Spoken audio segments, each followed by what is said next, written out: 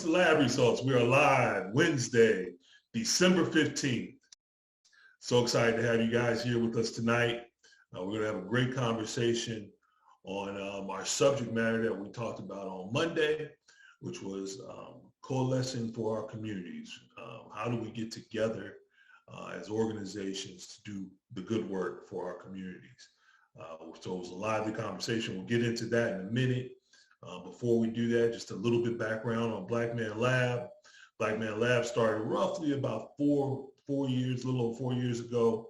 My brother Mauli Davis and 3 other brothers that got together just to be able to have some different conversations with their sons. Because we as fathers quite often know that our sons tune us out as fathers, but they might listen to a best friend, a god brother, a godfather, uncle, whoever, but they won't listen to us, even if they say the exact same thing. So that was the impetus for it. That's where it started at. And then what happened was those young brothers started bringing their friends into the space. So that grew to us having over 250 Black men together every week at the Andrew Walter Young YMCA. And each week we talk about different subject matters, something professional related, and then something self-development related. And so we've been back live now at the Andrew Walter Young YMCA. For a while, we were just in this space, just doing this in the virtual space, but now we're back in person, and we wanted to keep this virtual space as well, so hence we have Lab Results. And what we do with Lab Results is we just bring on one guest and then have a deep conversation with that person about what got them to where they are today as it relates to the topic matter that we talked about on Monday. So before we do anything, what we always do is we make sure that we are bringing our ancestors into this space. We want to make sure that those that came before us are recognized, but not only that, but their spirit is in the work that we do. We want to make sure that they are looking over us in a way that they are saying, I'm proud of what these brothers are doing. So we always bring them into the space. We do what's called a libation normally, where we would call on it different ancestors' names. Here for Lab Results, we just every week pick a different ancestor we want to call on. So I'm gonna bring my guest on before I actually introduce him, just to call on his ancestor he would like to call as well. And what we do is we just put our fist up in the air, we count to 3, and we call a name. So if you're good with me, Jeremy, on 3, 1, 2, 3, Sylvester. Ashe. So though we always want to make sure that we are recognizing those that came before us, because we know we would not be here, we could not do the work that we do if we did not have those shoulders to stand on. So without further ado, I want to bring on our guest. He's been a friend of the lab. He's been in the lab different times and sharing his energy. And from the first day that I met this brother, I just love his energy and I love what he brings to the table and the work that he's doing in the community. So I wanted to bring him on tonight because he was there on Monday and he got to observe. We had a great conversation that was really energetic and one that clearly we're going to need to continue. So without further ado, my brother, Jeremy Crane. Jeremy, how you doing, bro? Hey, I'm blessed by the best, Marty. I really appreciate you even bringing me on. Oh, man, glad to have you, man. Glad to have you. So, Jeremy, first, what I always do is I get into where people started at. I want to know where you started at. I want to know, your family background, where you grew up. Where were you born? How about that?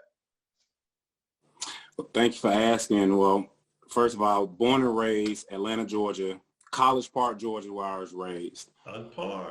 College Park, shout us on 3. You know what I'm talking about? Love it. Yeah, south side of Atlanta, some people know as the SWATs. Some people say College Park, and I have to correct them. College Park is in Maryland. College Park, though, shout it. You know what I'm talking about? Right, yeah. Right.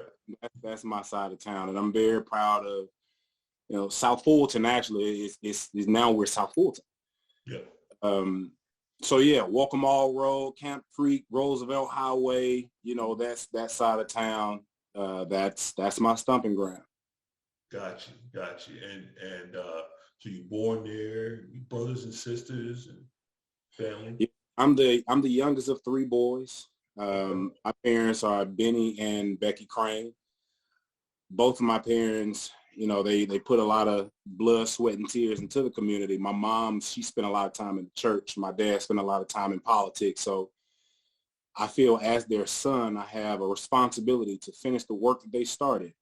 Um, Not that they have stopped, but I am, just the next generation as far as what that looks like is, in order to advance this movement to where we're trying to get as people.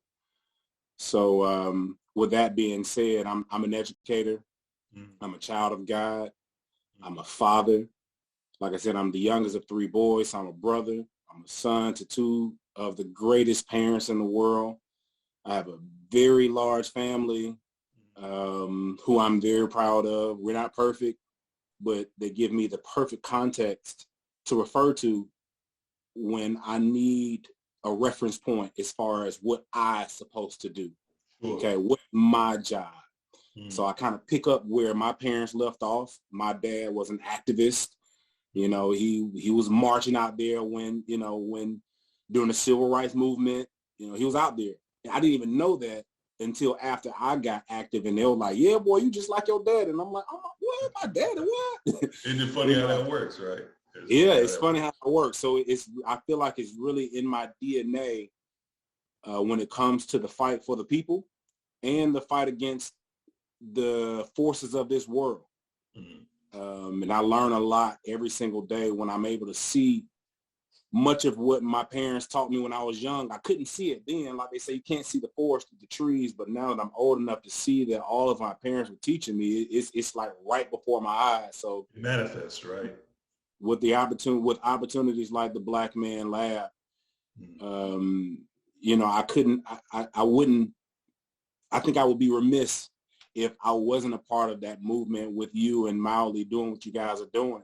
I think it's incredible what you guys are doing, and it's such a pleasure. It's such an honor to be on board with you guys doing what we're doing here in our own community. Yeah, well, I appreciate that. But, what Molly and I are real clear about is this work isn't about us. It's about our children's children, right? It's about making sure, doing whatever we can at this point of our lives to throw ourselves into trying to make sure that the paradigm of what society looks like changes for them, so they don't have to deal with, you just talked about your father doing protests, us doing protests. Wouldn't it be a beautiful day when there was no need to do protests, right? So that's what we would love to see and what we would love to get to. And man, just like everybody else, just like you alluded to, you're always learning. You're always trying to figure out, what's the next step? How do you change stuff? So that's really what Monday's conversation was about. Was what do we need to do different? And we'll get to that too. School. Where'd you go to high school, and from there, what'd you do? I'm going to tell you one with the high school, but I think it's important that you know that before I got to the Lovett School, I was a part of the M2M program, which was known as the Minority to Majority program. It was an initiative that was started by Fulton County back in the early 90s when they were trying to kind of balance out the populations in North Fulton, where mostly they're all white, affluent kids who were going to school every day and didn't come in contact with not one person of color. So they bust us. They bust us from South Fulton up to North Fulton. So I started out my public school experience at Herds Ferry Elementary. And from Herds Ferry, I went to Ridgeview Middle School, which is also a public school. So I'm somewhat low-key a product of the Fulton County public school system. Then from there, I went to the Lovett School, which is, the environment is similar to the North Fulton public school system. However, it's private. So I went to the Lovett School from 9th grade to 12th grade, which I'm very grateful for. And I'm sure we can get into my experience there. It's, it was quite an experience. And again, I'm very, very grateful for it. But there are some issues that need to be addressed because we still got young brothers at Lovett right now who are still trying to navigate that space, not really knowing why they're going through what they're going through. But now that I am where I am, like they say, hindsight is 2020. And on top of the fact that I went back to the Lovett School to serve as their program director for Breakthrough Atlanta for 10 years, I was able to get a perspective on what it looks like in that type of environment as a child, as a student, as well as what it looks like as a grown man, as a Black man, as a professional, and have to being able to reconcile what I saw as a student to what I saw as an adult and what it needs to look like right now. So that's Lovett. From there, I went to the Fort Valley State University that I'm very proud of, my HBCU. Learned a lot there. We are too. Yeah, we all are. That's what HBCU is all about. It's just, it's so much pride in being a part of an environment that wasn't supposed to thrive. Right.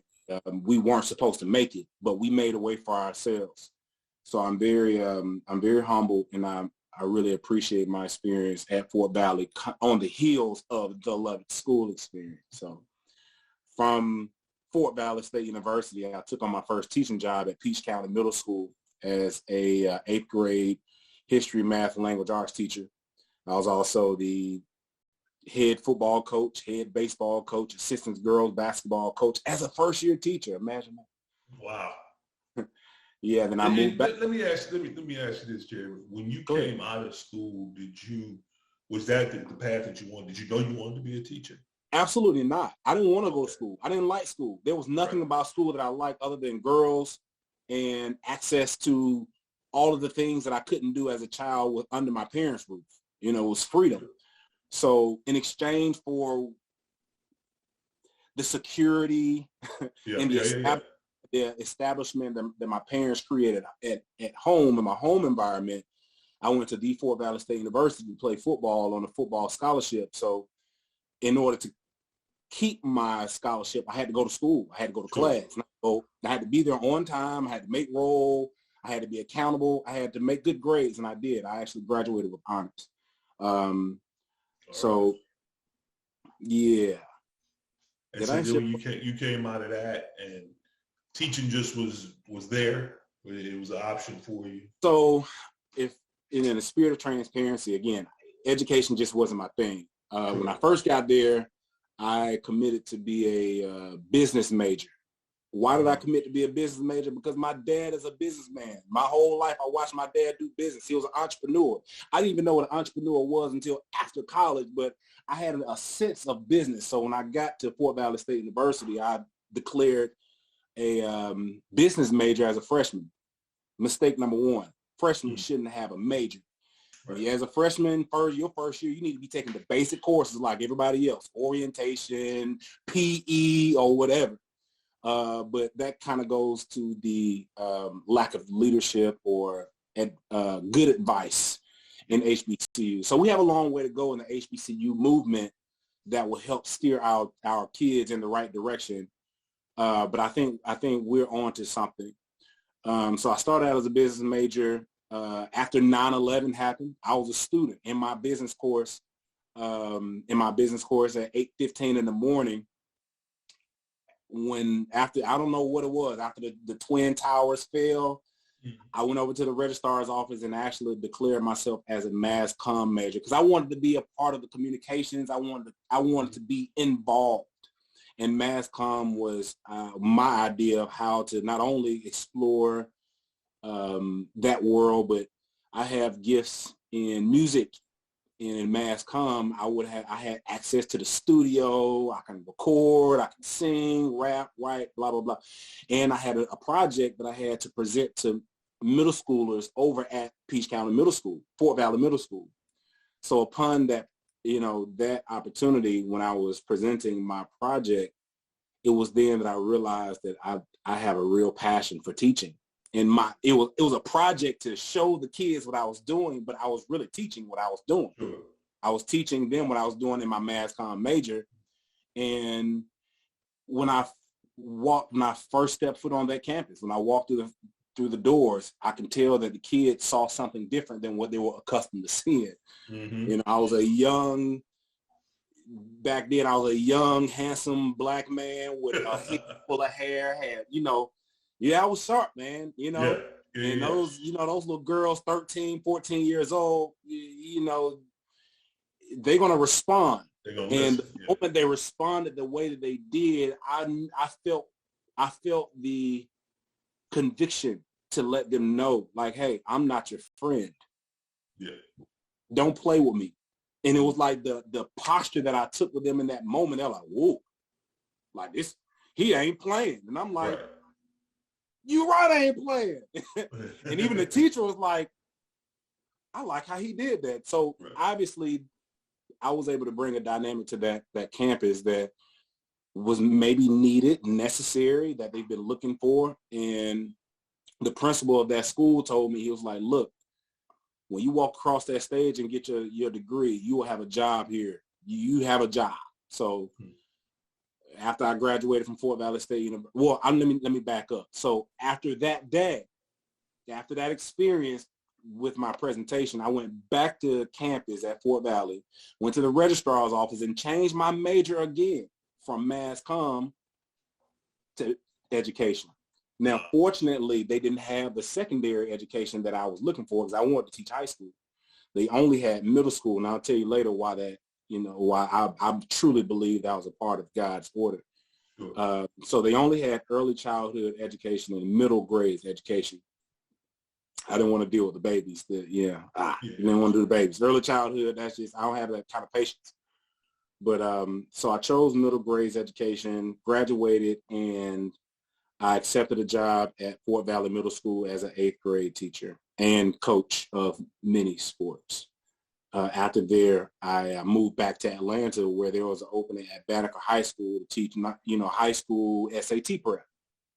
Mm-hmm. And I wasn't there long before my brother, who was actually employed at the Lovett School as the middle school dean, put me on some game about an administrative position at the Lovett School for this program called Breakthrough Atlanta. I had no administrative experience. I really had no interest in being an administrator. But because my brother was there, it was my alma mater. I loved the people there. Some of my teachers were still there. I threw my name in the hat. I applied. I interviewed, and I got the job. 10 years later, I found myself doing all of what I learned in the span of those 10 years, sitting at the table that I never would have had an opportunity to sit at if I didn't accept this job. And I'm doing my aspiration is to do the very same things that I was doing at the Lovett School in my own community. If you know what Lovett is in, it's in the Buckhead community. Sure. So no matter how impactful and significant the work we did at Lovett was, it was at Lovett. It was in Buckhead. Yeah. So to take that magic and bring it back down to College Park, South, you know what I'm talking about? I just feel like our kids deserve that same level of education and access and equity in resources and opportunities. Absolutely. You see what our kids do. You give our kids one chance and boom, we knock it out the park with no real training, no formal training. That's because that's who we are. We're so gifted. We're so talented, but too often, we lack the access and the resources and the opportunities to really put our skills and gifts on full display where somebody can really acknowledge and recognize and invest in who we are. So that's a part of what got me back to my community, doing what I'm doing through, preaching and teaching freedom and liberation through education. Love that. Freedom of education through liberation. I like that. That's perfect, man. That moves us to our conversation, man, from Monday. We talk about like the work that you're doing. I know the work that you do, and it's great. But you're doing that, in your world, right? And There's other people out here doing work in education. Because I think, I asked on Monday, I had asked who here, works in the education space and, in terms of organizing. And a bunch of people raised their hand, and my thought is, and I want you to expound on this. My thought is somebody like yourself that had like that story that you just told of what got you to here today, to doing the work that you've been doing, your background, right? And when I talk about your background, your family background, this is ingrained in you, right? And there's other people out there that had similar stories in some form or fashion. And they're doing the work themselves too. But they're operating on their own. So the question is, what are your thoughts on getting folks like yourself together to really kind of brainstorm, if you will, means of access for our young folks as it relates to education?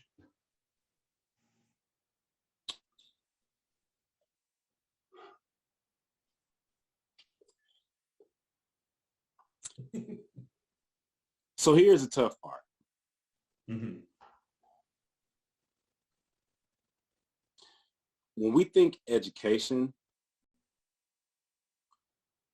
too often we think formal K through 12 education.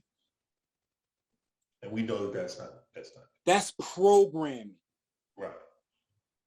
Okay. Right.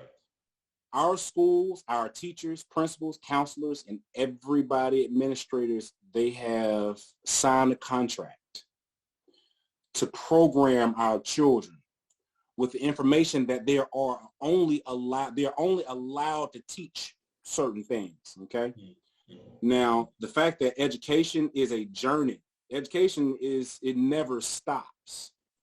Still doing it. The day you die is the day your education is over. Yeah.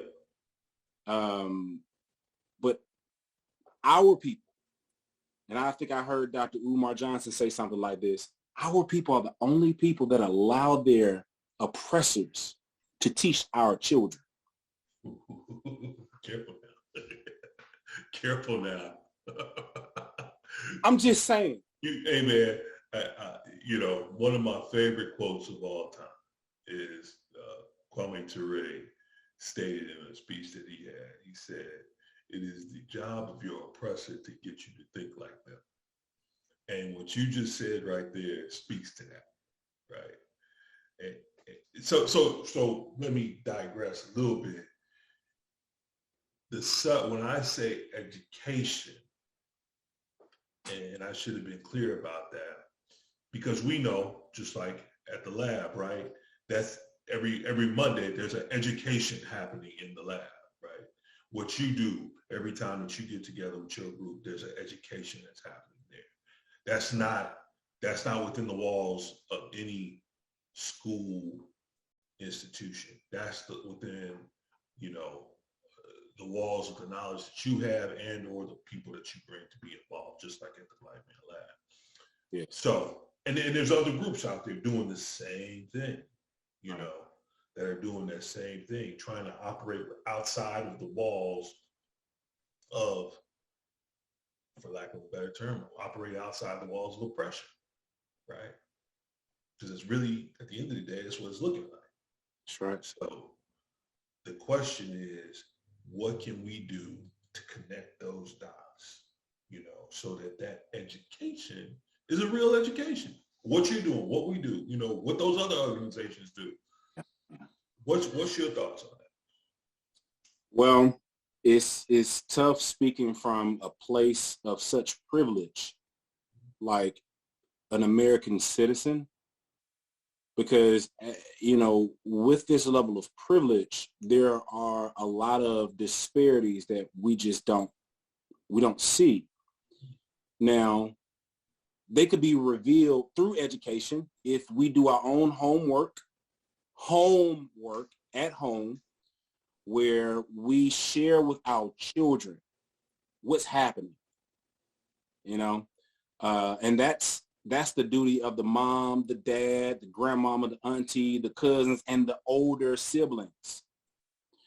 But unfortunately, because our people who have been targeted, we've been targeted from the very beginning. The nucleus of our community is the home. It's the family structure. And they have successfully extracted the power out of our house with our men and our soldiers and our security. A part of a child's education, in order for a child to soak in information, the child must feel safe first. What does a man provide his home? He's a provider, but what does he provide? Security. Okay? Now, if our children go home to an environment where they don't feel safe, what are the odds that they're going to learn? You heard the young man speaking Monday night talking about, it's in the air. Like, everybody wants to fight, and the reason why they want to fight, because that's the only way they can really prove themselves that, they can contribute to this environment of hostility. And that's what they go to school. That's what they go to school to. So if that's what the environment is, they can't go to school and learn in that environment, just like they can't go to home and learn in that environment, And unfortunately, our people have become desensitized to trauma. Trauma if you just look kind of across the board, the common denominator in all of these problems, these issues, we try to send them to the doctor, and we'll talk about ADHD, we'll talk about all these disorders, and we'll try to diagnose them with, based on symptoms. We're looking at effects. We're looking at effects, not the cause. Right. We're looking at effects, and then we'll throw drugs at them. Pharmaceuticals, the big pharma, they'll throw drugs, knowing that for every child at these institutions that they could diagnose or label with something, they get money for it. Yeah. So of course, creating this drug culture in our kids is incentivized. So at home, if we're able to teach our kids that, okay, I'm sending you to the slaughter, okay? Just because I'm slick, you know what I mean? Because that's literally what we're doing. We're sending our children to the slaughter. Our people don't die because of a lack of food. Our kids don't die because of a lack of structure. Our kids don't even die because of a lack of fathers in the home. Our kids and our people die. Why? Because of a lack of knowledge.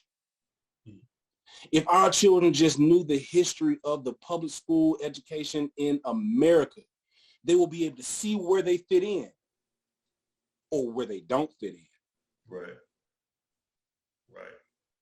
So the education process has to start at home. But unfortunately, when mama worked 2 and 3 jobs and the kids come home and they are the adults, what are they going to learn? When they go home and mama is stressed out and she's yelling at everybody, cussing at everybody, or she may not come home, that's trauma. And then the child is supposed to wake up the next day and show up to school like nothing ever happened. Right. At what point in time are we going to create an environment for these children to feel safe, to be vulnerable with their truth, without being punished for what they know or for what they saw? Because if the reality is, if our kids come to school and tell what happened at home, what's going to happen. Right. You yanked up out of there. And we don't want that. So they got to come to school and fake it. But the thing is about children may not have the vocabulary to articulate what they're going through, but they can act it out. And the older they get, it's just like us as grown men, because we aren't very vulnerable with each other, and we're not honest about what we're really going through. The moment something happens, we're triggered. Everything that we're going through comes out. And the laws are codified in a way to penalize us for expressing ourselves the way that we do. Mm. Now, if there's no infrastructure, if there's no organization, this country does not have the bandwidth to support the trauma that we've suffered over centuries. They don't have the answers. That's the reason why that's the reason why they're dragging their feet on reparations for us. They'll give reparations to everybody else, the Asians, the gays, the Japanese. I mean, everybody, the Jews. I mean, all they have to do, they do one protest and they got a bill. Yeah. But bruh, what about us? There's so much that they have done to us. It's almost like we're going to our rape, it's like being raped and going back to the rapists and asking them to give us what they gave back. They can't give it back. They took it. Yeah. But because we're so creative, we can regenerate, so I often challenge, my students, if they want to understand anything, if they want to understand how this world moves, start with ourselves. And I don't mean, I'm not trying to go philosophical, start with yourself, your mind and mental, cognitive. No, I mean, literally start with your body. Start with your bodily functions, your systems, from your nervous system, your digestive system, your respiratory system, your reproductive system, and you would see that the people in this world act exactly like the cells in our body. You got white blood cells, and you know what they do. You know how they attack. And you can align them with the behavior of people who don't recognize Black people as a part of the body. What do? They attack. If you understand the autoimmune deficiency syndrome, you understand that those white blood cells attack the good people. So we can go as deep as we want, but our body has the answer. The way our immune system is set up, that's the way we're supposed to operate as people. But we have to recognize which cells are the good cells. We have to be able to break this thing down to an atomic, molecular level, because this trauma goes all the way to our DNA. We pass this trauma down. Yeah. And then, and that's one of the things that, and I might not have been very effective in doing it on Monday, but one of the things that I was trying to get to was all of the different levels of trauma and dysfunction that we operate within, right, as a people, like what you were just talking about. And all of those different, cells, if you will, to use your terminology, all those different cells need their own treatment. You know what I mean? Right. Every single one. Own treatment, because they all carry some level of trauma. Yes. And it needs treatment. And that's, the Black Man Lab is very broad based. We try to touch on everything so that we can spark, spark thought, right? And then have experts like yourself, in the room to help to move the conversation and to help those young folks that are in there have a different level of understanding. It's interesting because I've seen that over the years. I've seen the young folks that have come with some regularity, where they started at being very uninterested, and now, literally taking notes. They're literally taking notes. Yeah. Because to your point earlier, we're amazing, man. Like, as a people, when you really get to the baseline of it, the fact that all the trauma that we've seen for decades, right? All this trauma that we've seen, for us to continuously regenerate, and not only regenerate, but do it even in a better way, speaks to what we are as a folk, right? As our what our DNA says. Yeah. And I recognize that when our young folks, when that clicks for them, and I've seen it, like we did for Mauli's book, the We Need You book. I don't know if you were familiar with the project, but we created music. We had the young folks create music, art, all kinds of stuff through the book, right? They had to read the book and then make music based off of what they read.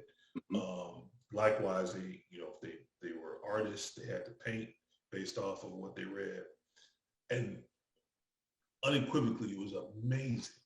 It was amazing because some of these young folks, that's not what they did. You know what I'm saying? They weren't singers or rappers. They just did it, because they had the ability to do it. Right.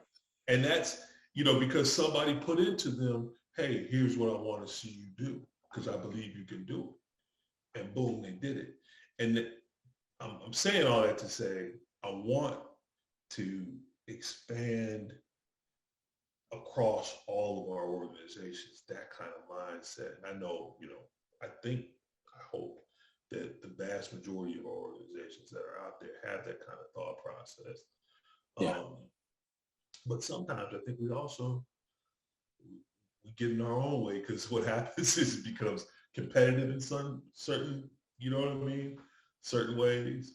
And then also some people, and this is a byproduct of oppression as well.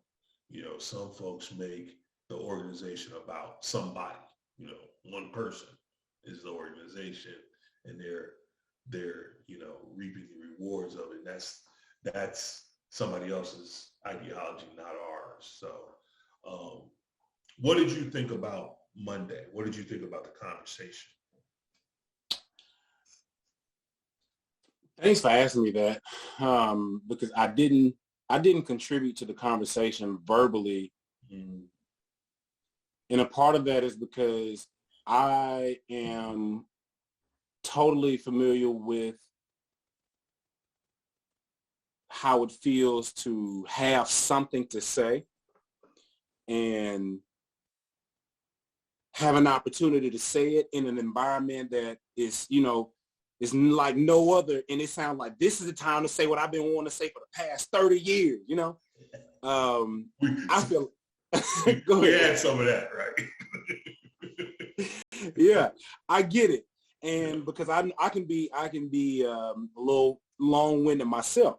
I know when we talk. Yeah.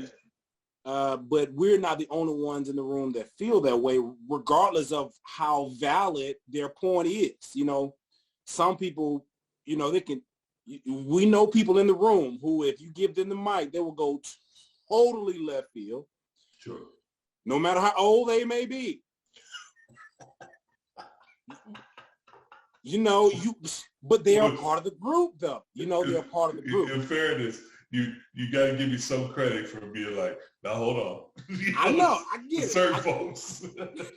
But you got to know your people. You got to know your people, and there has to be a way to include everybody without people feeling slighted. And dealing with Black men, because we're so sensitive and we're very reluctant to admit how sensitive we are, instead of saying, hey, that hurt my feelings, or hey, I have really something I want to share, or we'll when we don't get our way, we'll create these pockets of negativity. You know what I mean? Like, because we didn't feel acknowledged, because we didn't feel recognized, we walk away bitter. And that's how we've been doing for the past 400 years. We've been walked over for the past 400 years, and we're still looking to be acknowledged by people who don't look like us. And that's my issue.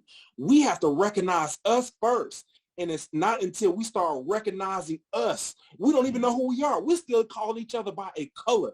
There's no other culture or ethnicity in the world that recognizes themselves by color. Mm-hmm. White people did it once upon a time, and now they're trying to get out of it because it's not so cool. Mm-hmm.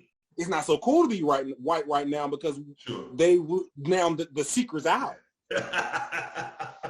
Now everybody want to be Irish. They want to be German. They want to be French. They want to be Dutch. They want to be this and they want to be that. But when it comes to us, what are we? We Black. Mm-hmm. Exactly. Ain't nobody gonna give Black nothing.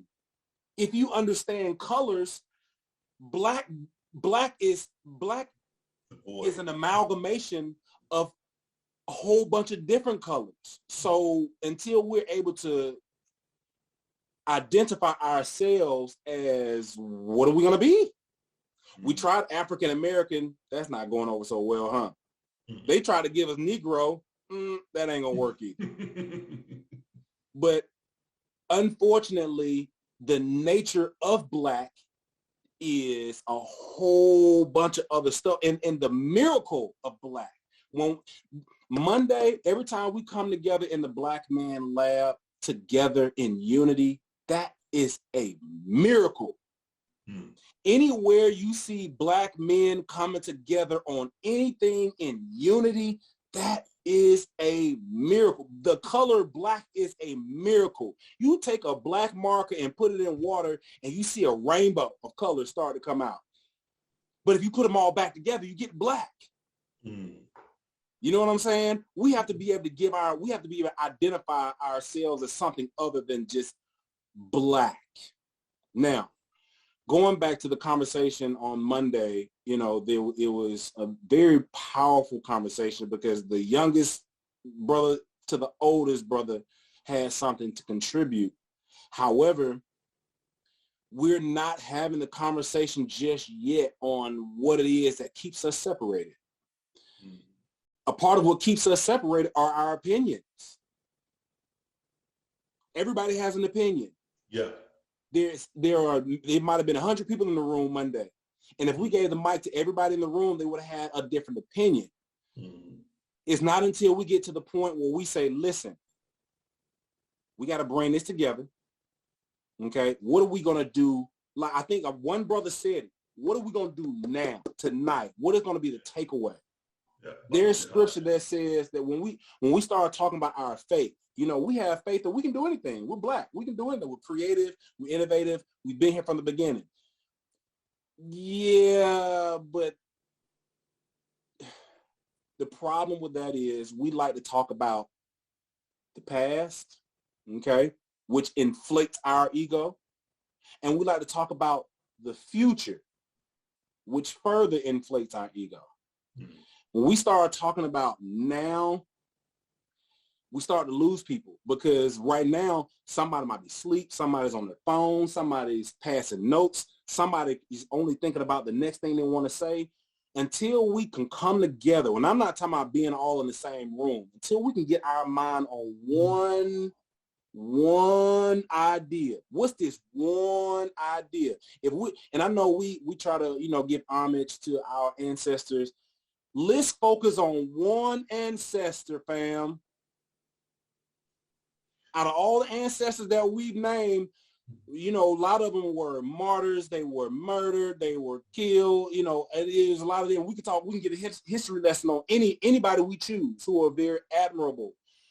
But there is one, my favorite one, who I know, it's written down. The man was born on earth. Matter of fact, the time that we reflect on, we say BC and AD, but we can't talk about the man himself. Our very time hinges on this man's life, but we can't teach our kids about this man in school.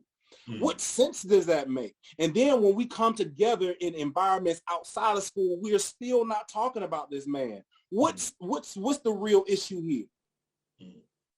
Okay, because when we start, my dad is still alive, and because he's human, I think he might think twice if it came down, if he had to die for his son, or he had to die for one of my brothers, or if he had to die for one of my cousins, or if he had to die for you or a stranger, he might think twice about it, But there's one man that I can name, only one man that I can name who lived his entire life with a mission to lay his life down for all of us, and all of the anger, the hurt, the trauma that we feel. He felt all of it, fam.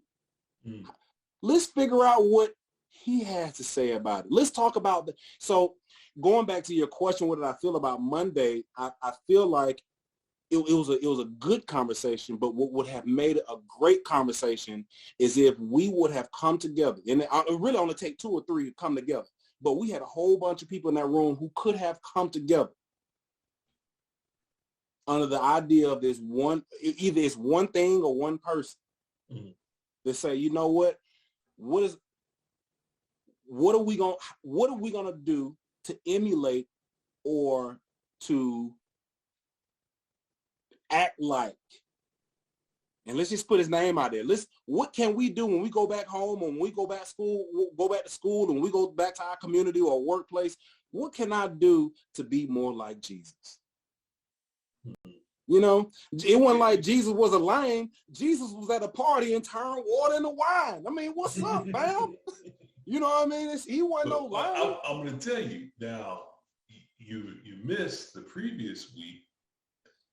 Our conversation was, and it was, man, super powerful. Our conversation was about spirituality, understanding your spirituality.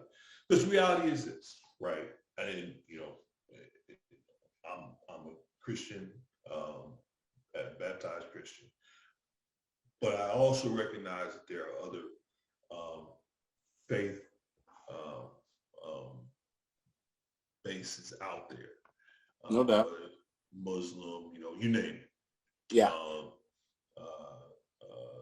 All these different faith bases. And they all have some commonality. And it was really interesting because on our panel for the spirituality session, we had Brother Matt Williams, who is the president of ITC, which is the theological college, intergenerational theological college. Yes. We have Baba Jihad, who was there Monday, who's a Muslim, and then we had Jared, who practices Ifa, African-based religion. And he's all three of them are deep in, you know, their faith bases. And it was amazing that the level of commonality that they had across the three of them, they didn't miss. When I tell you they didn't miss, they did not miss. Right? They could talk about each other's religions in depth and find the commonality all the way through. Yes. You know, recognizing all the way through the spirituality of it. And that one of the pieces that we left with is that's a major piece of missing. You know, our spirituality is what one of them said. I think it was either Matt or Jared said, my spirituality won't allow me to do certain things. You know, I can't go in a store and steal something because I have answer to a higher, you know, call. I can't do certain things. And I felt that when he said it, because it was like, you know, when you think about it, like us, you think about, well, what makes us the men that we are? Not to say that we're perfect, but what makes us the men that we are? You know, yes, our families want to do well for our families. We want to do right by our parents and all that. But there's plenty of people that have had, you know, come from good families and done wrong. You know, and the reality of it is that deep spirituality that we all carry that is answering to a higher power, right? And that's what keeps you from, you know, it's when you have a choice of going this way or that way, it's the thing that just makes you stay, you know, on the right road. And I think that our young folks are challenged with that. You know, they're challenged with that. Whatever, you know, but again, we're Christians. So, you know, that's what we did. That's what we... I'm not Christian. Okay. Well, believers in Jesus, right? So I am a follower of Jesus, though. Correct. So, you know, that's where we're at, right? Yeah. But if they were to say, you know, if a kid, just name it, Buddha, whoever, but they follow the higher power, it's leading them to answer to something different than the fools that they can run into on the street. You know what I mean? Or somebody that's not of right mind, you know, that they may follow.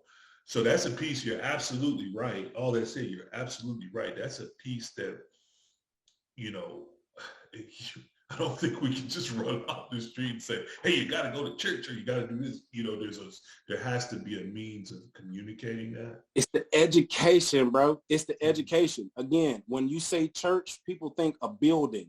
Yeah. Because you don't have to go to the building. Back when the church-going people were being persecuted, they weren't going to a building. They were doing it in their living rooms. And it's not until we start inviting each other into our, whether it's our home, our offices, or the spaces that we've created in order for us to be as vulnerable as possible. Yeah. To share things that are happening that we don't share with everybody before it comes out, before I act a fool on somebody. Right. Being able to share that trauma with somebody that you know is going through the same thing is so therapeutic and cathartic in a way that could avoid and prevent destructive behavior, self-destructive behavior. Sure. And because this country has done such an incredible job isolating us and putting us in silos in a way where we wake up under a roof where we don't see the sun, we don't see the moon, we don't see the stars, we don't see the sky, we don't smell the wind, the air that's blowing. That's God.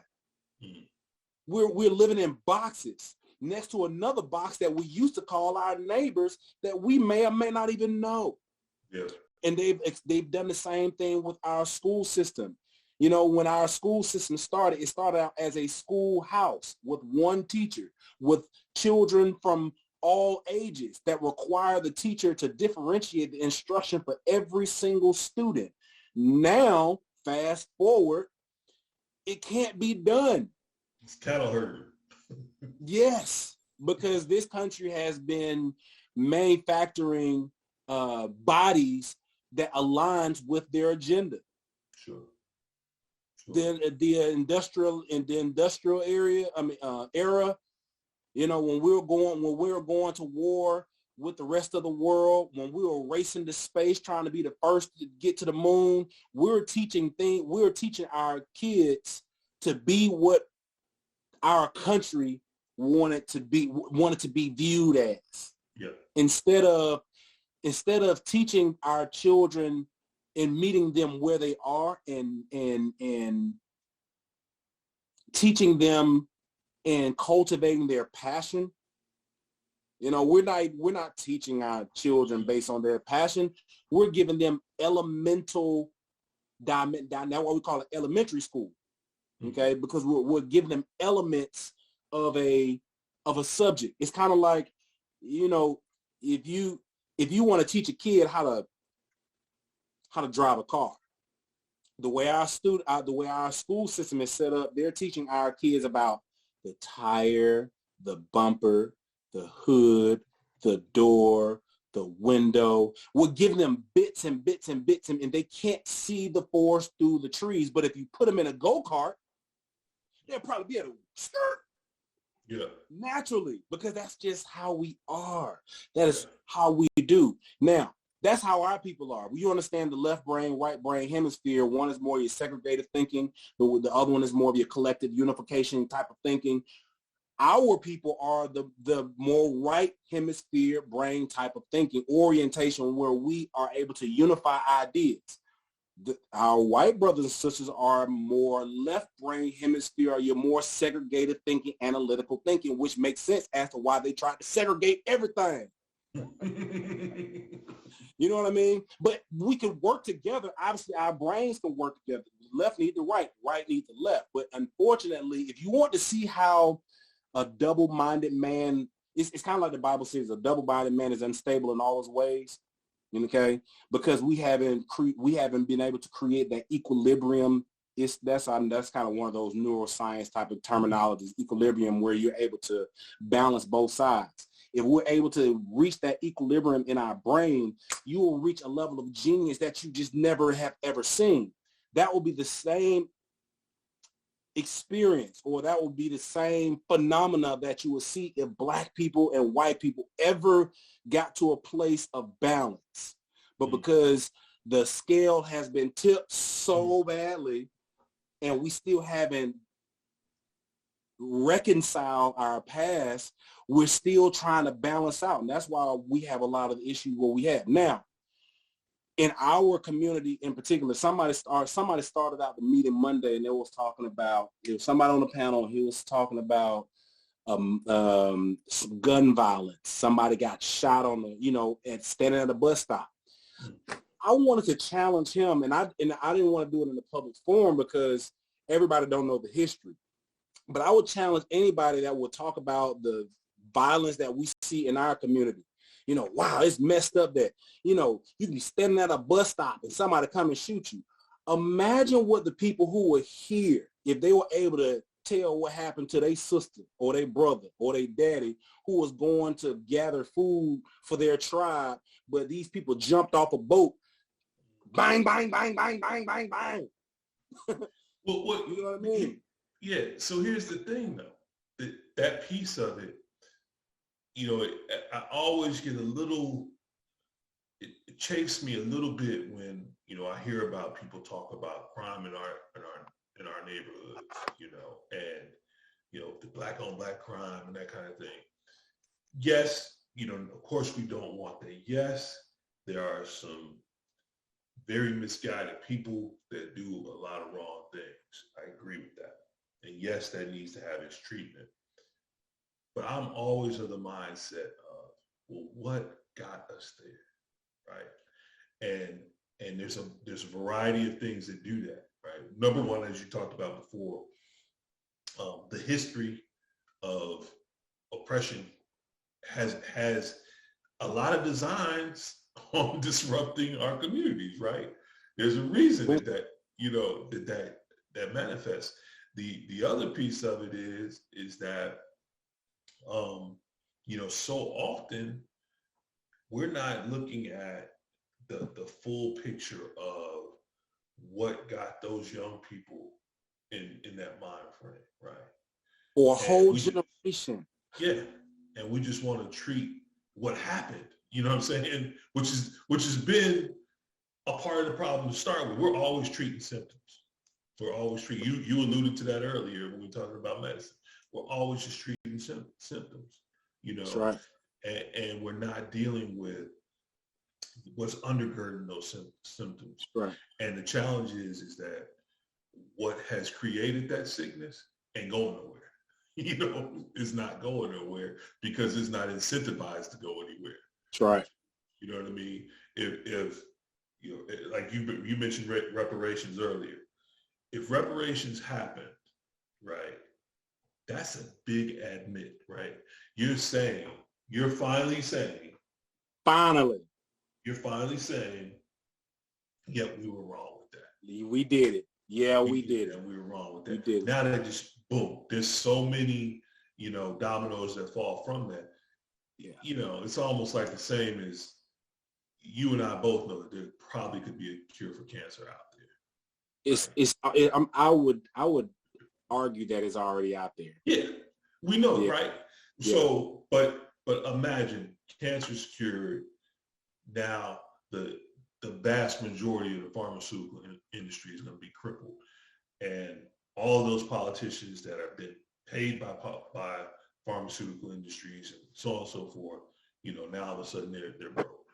So that's what we have to teach. That's the part that we have to teach. In the pharmaceuticals, those big names, if you peel the layers back, you start to see all the people who are connected. You know, everybody talk about Bill Gates, Elon Musk, Warren Buffett, Jeff Bezos. The things that these people did, from Elon Musk to Warren Buffett, all these billionaires, if we did what they did to get where they are, if we did it now, they will lock us up. Yeah. Yeah. They will lock us up. Because after they did what they did, they created laws so nobody else can do them. Yeah. So if we look back, I'm always bring the conversation back to Jesus. To your point, if they released the cure for cancer to the world, that's going to put a lot of people out of a job. Imagine what Jesus did when he healing people. If he talking about healing the blind, healing the sick, bringing people back to life, you telling me he don't need no Tylenol for that? I promise you, Johnson & Johnson, Pfizer, and Moderna, they're even though they're supposed to be competitive, they will come together because they have a common enemy. So of course, especially if Jesus was a black man, we ain't gonna let this black man come in here and tell them that there's another way other than the medicine that is keeping us sick. we have to be able to teach those sort of things. So the moment we see how much we are like Jesus, we can understand why we are the targets. We're targets because we remind them of the Jesus that we serve. That's the North reason African. why the school. The North African.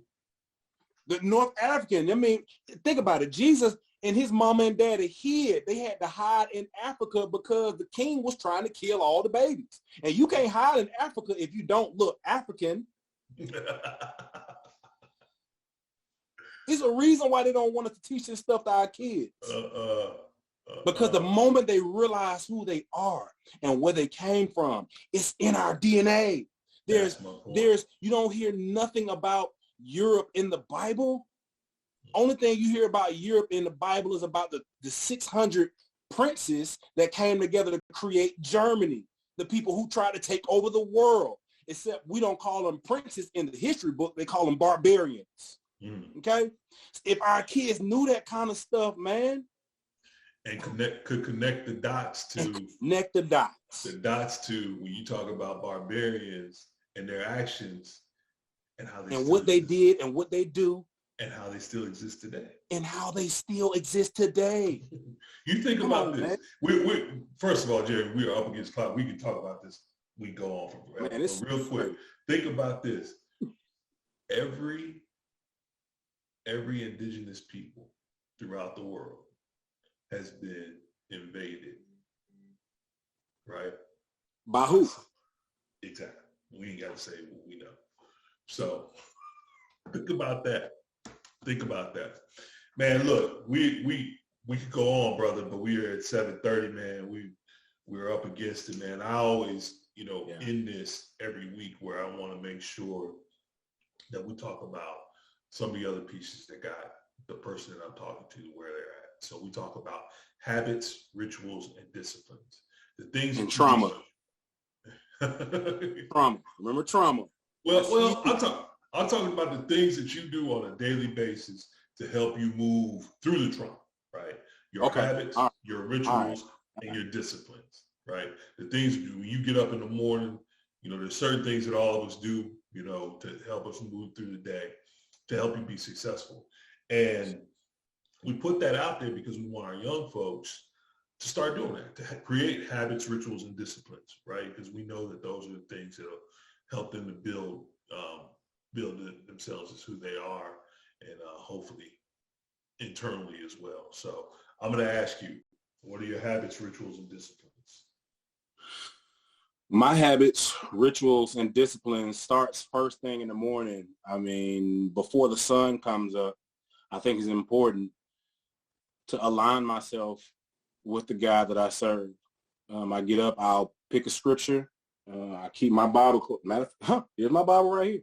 I keep my Bible close by, and I will dig into what the prophets said during their time, and I will truly try to focus on what was going on and try to contextualize what the prophets were saying. If it wasn't the prophets, I'm digging into what Jesus said and really try to appreciate who he was talking to, because a lot of the people Jesus was talking to were the Pharisees, the Sadducees, the Jews, his people.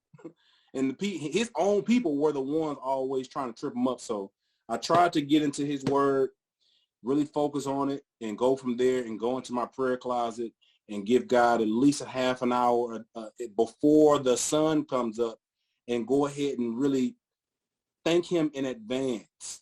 I thank him for all of, I'm always thanking for, the past victories and the lessons and the losses. Thank him for waking me up in the morning. But I visualize my day and the people who I'm going to come in contact with. I think about the devils that I'm going to have to face, the words that Jesus used. I want to use those same words because Jesus, I don't remember Jesus nothing till he booked. Hey man, I got some hands, bro. Like you pull up on me, want to, bro, I'll beat your. But that's not love. That's not God. I want to be more God-like. So I really focus on his word. I spend time praying in the morning. And as my day unfolds, I'm not always gonna do it perfectly, but I try to hold myself accountable when I fall short. When I fall short. Everybody falls short. Everybody. and surround myself with people who are going to not only hold me accountable, but allow me to hold them accountable too, just like the Black Man Lab. You know, I love that you call it the Black Man Lab because it's like a laboratory with kinetic and potential energy, and you never know the dynamics in the room, and the potential energy could be explosive constructively as well as destructively. So I'll try to be intentional in the chemistry, who I connect with, you know, my brothers and the sisters out there, and listen in the conversation for an opportunity to interject what I read that morning. I can't wait about, man, I was just reading about that this morning. You know, I have a moment like that like every day because I'm always reading something. Sure. So that's kind of my ritual, and that's what keeps me grounded and tapping in with, you know, like the Black Man Lab, you and Mowley, and, you know, the brothers on Saturday I connect with over at the Black House with Jay Morrison and Big Brothers Anonymous, but always seeking organizations that align with what we're trying to do. We're trying to build. Yeah. We're trying to build. So that's an everyday thing for me for the rest of my life. Right, and that's a you know, that morning spiritual piece, I think, sets your intention for the rest of the day. You know, I'm big on that too. First, just to have a quiet moment, right, yes, where I'm trying to release any negative thoughts, let that go. You know, do some deep breathing, let that go. But then also get in touch with my Creator. And more than anything, just what you said is exactly it. I'm thankful for what I know is coming. You know? yes, and that's where I start. You know, thank you for all you did, and I'm thankful for, you know, what I know is coming. You know, yeah. and when you live with, I think when you get to a point where you're living with that kind of a outlook and purpose, it gives that nuck to your buck thing goes away. You know what I mean? No, it doesn't. No, it don't. It don't go nowhere. Well, it's still there. It's there, but I'm saying you just I keep know it what to you're yourself. saying. I'm messing with you. You keep, because trust me, I just had the other day, a guy come at me wrong, and I just, you know, old Southside Chicago Marty was ready to go, but then you Chicago. I let it go. You know what I'm saying? I let it go, and it almost becomes where you go, you know, when those kind of things happen that you know, before how you would have reacted would have been, you know, now you just go, you know. Yeah, I like to say it is written. You know, when you say it's written somewhere, that's almost like fighting words, because they can't, you know, they're offended because, you know, it's what you're doing right now. I'm seeing your type already. It's written. You know, you know what I mean? Good luck. Good luck with your life, man. We cool. Yeah, you go head on, fam. This is a place just for you. Exactly. Well, look, man, thank you again, brother. We close out here just like we close out in the lab, man. So if you can just join me real quick, lock them up. I'm a link in this chain. I am a link in this chain. I'm a link in this chain. And it won't break here. And it won't break here, fam. I'm a link in this chain. I'm a link in this chain. And it won't break here. And it won't break here. I'm a link. We are links in this chain. We are a link in this chain. And we won't break here. And we won't break here. Ashe. Amen. My brother. I appreciate you, Jeremy, man. And hopefully I'll see you next week in the lab, sir. Man. I'll be there. Love having you in the space, brother. So, man, thanks for all that you do, man. Man, same, bro. We'll keep love pushing. you, man. Yes, sir. We'll keep pushing. All right, bro. Mark Lawson, thank you, brother, for all you do. Oh, yeah, Mark. Man. I see you out there, bro. Every time we speak, I feel this melody telling me my black dreams are safe.